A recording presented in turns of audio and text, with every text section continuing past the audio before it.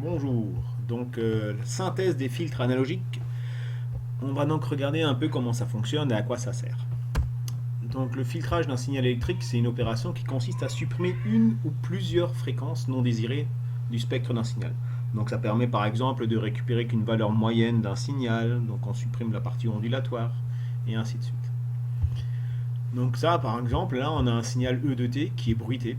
Ce signal E de T donc, contient une information qui nous intéresse plus un bruit. Donc grâce au filtre, dont la fonction donc s'écrit h de t, h de t c'est en fait c'est ce qu'on appelle sa réponse impulsionnelle.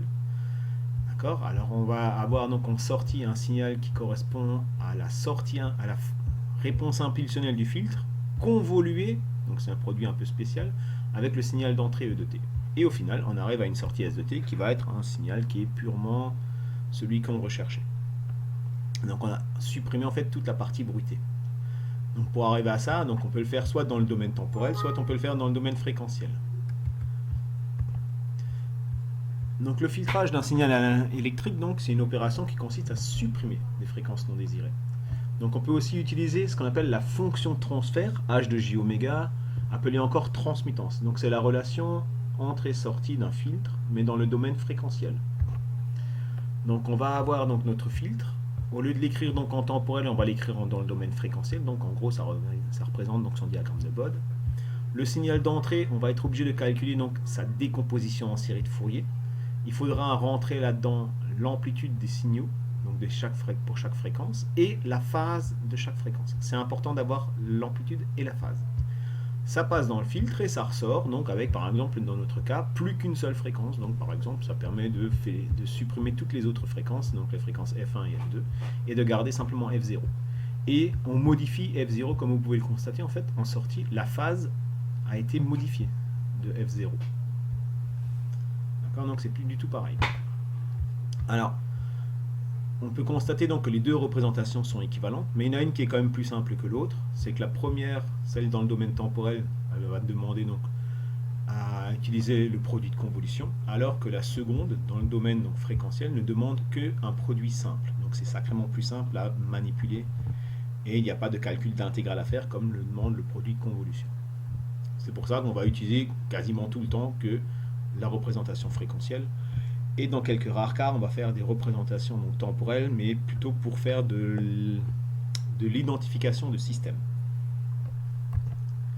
Donc un petit rappel, c'est le signal, on a un système KH, qui est donc H, donc, qui est composé de composants passifs linéaires, donc R, L ou C, et qui peut être composé aussi d'éléments actifs, comme des transistors, des amplificateurs opérationnels qui fonctionnent dans leur zone linéaire. Tout ça, ça donne un système linéaire à la fin. Ça veut dire que si le signal d'entrée est une sinusoïde de fréquence f, la sortie sera de même forme, donc aussi une sinusoïde, et de même fréquence. Simplement, l'amplitude et la phase peuvent être modifiées. Donc ça, c'est pour faire simple, comme on l'avait déjà vu en SE1. Donc un petit rappel, avec donc notre système linéaire, le signal d'entrée, le signal de sortie. Le rapport des deux va nous donner donc ce qu'on appelle la fonction de transfert, comme on avait dit auparavant, et ça nous permet de tracer ce qu'on appelle le diagramme de Bode, en traçant donc la variation du module en fonction de la fréquence et la variation de la phase en fonction de la fréquence. Les systèmes linéaires, donc on a pu voir jusqu'à présent, on en avait vu d'ordre 1, mais en fait, ces systèmes linéaires en fait peuvent être d'ordre beaucoup plus élevé. Donc l'ordre du système est donné par le degré le plus élevé de la pulsation oméga au dénominateur. Sachant qu'il faut absolument que l'ordre maximum du numérateur soit inférieur ou égal à celui du dénominateur. Sinon le système serait prédictif, c'est-à-dire qu'il devinerait à l'avance ce qui va se passer. Donc par la suite, on va donc poser P égale à J oméga. Alors certains vous diront c'est pour écrire moins de choses. En fait, dans la vraie vie, P c'est la transformée de Laplace et la transformée de Laplace est un cas général de la transformée de Fourier. Voilà. Donc en fait, Fourier est un cas particulier de Laplace. Donc on utilisera le domaine de la transformée de Laplace et ça va nous permettre d'utiliser les tables de Laplace et surtout de simplifier les choses. Alors note, multiplié par P, donc une grandeur par P, une grandeur électrique courant aux tensions, revient alors à prendre sa dérivée. comme en régime sinusoïdal, comme on l'avait vu dans le chapitre en SE1 qui correspondait donc au diagramme de Bode. Et divisé par P revient donc à intégrer la valeur électrique. Donc ça, il faut s'en souvenir, ça peut être intéressant de le savoir. Un petit rappel, le numérateur et le dénominateur peuvent se factoriser et se mettre sous la forme donc suivante, comme on vous montre ici, avec ZI, donc les zéros. Pourquoi on appelle ça des zéros? Tout simplement parce que c'est la valeur pour laquelle la fonction de transfert devient égale à 0, tout simplement. Et pourquoi est-ce qu'au dénominateur on appelle ça PI, les pôles? Tout simplement parce que ça satellise en fait la représentation de H de P. C'est-à-dire que ça renvoie vers la partie haute du graphique et vers la partie basse du graphique. C'est pour ça qu'on dit on rejoint les pôles. Voilà. Et ça permet en fait de rendre la fonction de transfert surtout égale à l'infini. Donc les zéros correspondent aux racines, ce qui rend nul. Et les PI correspondent donc aux racines, ce qui rend nul le polynôme, mais au dénominateur. Donc ça veut dire que H de P va tendre vers l'infini. Il faut le savoir. Donc là, c'est plus du vocabulaire qu'autre chose. Donc les différentes fonctions de transfert d'ordre 1, comme on a pu voir. Donc on a la fonction de transfert, donc le type passe-bas, qui a une pulsation de coupure haute qui vaut oméga 0. La fonction de transfert d'un filtre passo, puisque quand on est en basse fréquence, donc P tend vers 0, on voit que H de P tend vers 0, donc il n'y a rien qui passe. Et lorsque P tend vers l'infini, on voit que H de P est égal à 1, donc il y a tout qui passe. Donc c'est bien un filtre passo. Et la pulsation de coupure basse est égale à oméga 0. Je rappelle que la bande passante du filtre passo, elle est infinie, puisqu'elle va se passer toutes les fréquences à partir d'une fréquence donnée.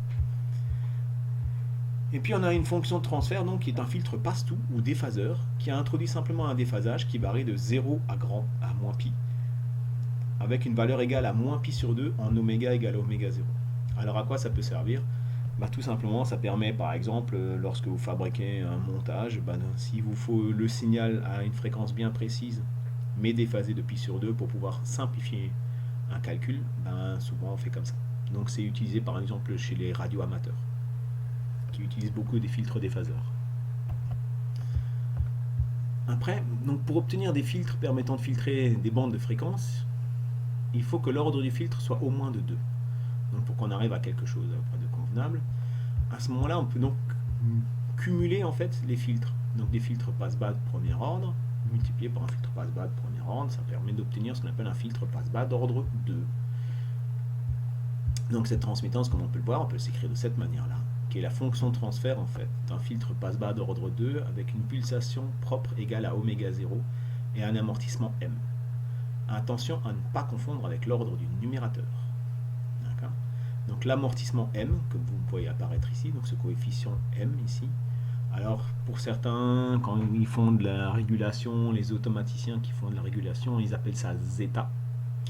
Et si vous lisez des documents américains ou internationaux, en fait souvent P est remplacé par S, par la lettre petit s. Enfin, je le précise encore. Alors, les électroniciens, ils aiment bien remplacer aussi 2M par 1 sur Q, avec Q, donc le facteur de qualité du filtre. Donc 2M égale à 1 sur Q. C'est une autre manière d'écrire la chose. Cette fonction de transfert peut donc, comme on l'a vu, peut se décomposer soit en produit du premier ordre et du deuxième ordre. D'accord ? Des fois, on a un filtre d'ordre 5. Voilà, il nous faut un filtre d'ordre 5 pour une raison simple, parce qu'on a besoin de beaucoup filtrer, parce qu'on a un signal qui est très perturbé et que il faut qu'on fasse par exemple un filtre passe-bas à 10 Hz, il faut qu'on coupe le 100 Hz, donc il faut que ça s'atténue très très vite. Donc on pourra par exemple prendre un filtre d'ordre 5. Un filtre d'ordre 5, ça veut dire qu'en une décade, il va être capable de diviser par 10 puissance 5, donc c'est un grand chiffre. C'est ça, hein, je ne me trompe pas. Par 10 puissance 4, pardon. Il va être capable de diviser par 10 puissance 4, donc diviser par 10 000 en fait la valeur du signal de sortie par rapport au signal d'entrée, juste en augmentant d'une décade, puisque ça fait des atténuations de 100 dB par décade. Alors, je ne me suis pas trompé, j'espère. Admettons. Il faut que je divise par 10 puissance 5. Je suis en train de m'emmêler les pieds. C'est pas grave, on va continuer. Donc, un ordre 5, c'est bien une atténuation de 100 dB par décade. C'est ce qu'il faut retenir. De combien j'ai divisé, ça va être 100 000, hein, c'est tout. Puis voilà. Donc on a notre filtre d'ordre 5. Ce filtre d'ordre 5, on peut le réaliser en fait en cumulant un filtre d'ordre 2 avec un autre filtre d'ordre 2 suivi d'un filtre d'ordre 1. Et donc l'étude des systèmes d'ordre n se résume simplement à l'étude des systèmes d'ordre 1 et 2. Et c'est ce qu'on va essayer de faire par la suite. Donc on va essayer de connaître bien les filtres d'ordre 1, bien les filtres d'ordre 2, ce qui nous permettra de fabriquer n'importe quel filtre de n'importe quel ordre. Alors un filtre idéal, il est caractérisé donc par une bande passante, PP. Toutes les composantes en fait fréquentielles du signal situées à l'intérieur de cette bande sont transmises sans distorsion. Donc une bande atténuée ou plusieurs bandes atténuées, donc c'est toutes les fréquences qu'on ne veut pas retrouver en sortie du filtre. On essaye de les bloquer. Et puis vous avez une bande de transition. Donc celle-là, c'est le passage donc, entre la bande passante et la bande atténuée. Donc les dispositions relatives aux bandes sur l'axe de fréquence permettent de définir 4 types de filtres idéaux. Donc idéal, ça veut dire que ça marche super bien, c'est ce dont on rêve. Donc on a le passe-bas, le passe-haut, le passe-bande et le coupe-bande. Donc on va les voir plus en détail maintenant. Si je prends un filtre passe-bas, j'ai donc une bande passante où la fonction transfert vaut 1 et la bande atténuée où la fonction transfert vaut 0, avec un passage abrupt, donc violent, qui dans la vraie vie n'existe pas. On peut le représenter donc en transmission, comme on l'a fait ici, ou alors en atténuation. Alors, beaucoup de gens la représentent en atténuation parce que c'est plus intéressant pour eux. Le filtre passe-haut, on refait de la même manière, donc il laisse passer les hautes fréquences et il bloque les basses fréquences, tout simplement. En atténuation, c'est la même chose, c'est juste l'opposé. Pour un filtre passe-bande, le filtre passe-bande, il va laisser passer une bande de fréquences comprise entre FL et FH. Et il va bloquer toutes les autres. Idem pour l'atténuation, donc on représente ça de la même manière.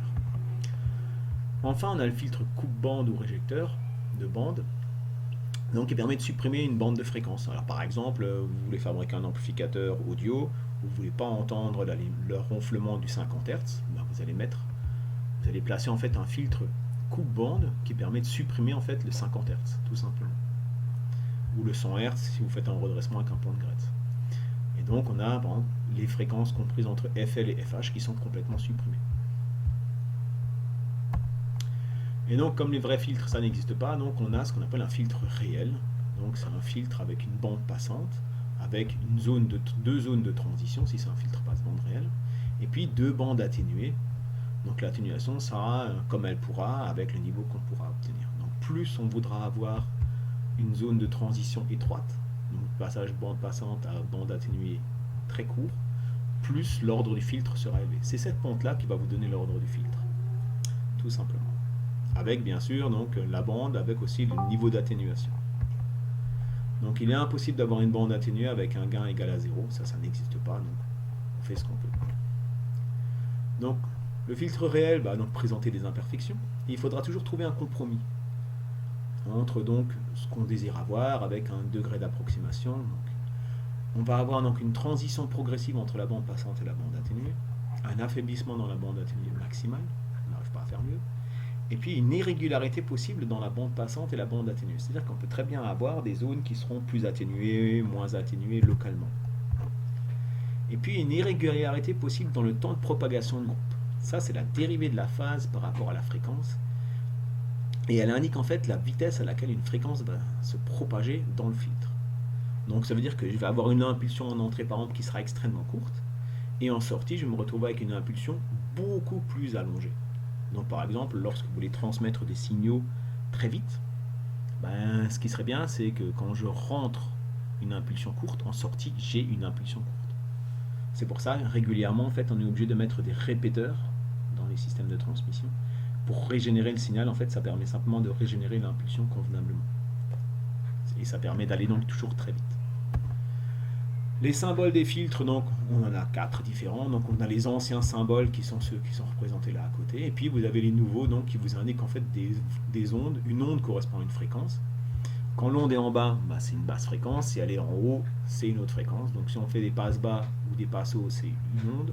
Quand c'est passe bande réjecteur, c'est 3 ondes et on laisse passer l'onde qui n'est pas rayée, tout simplement.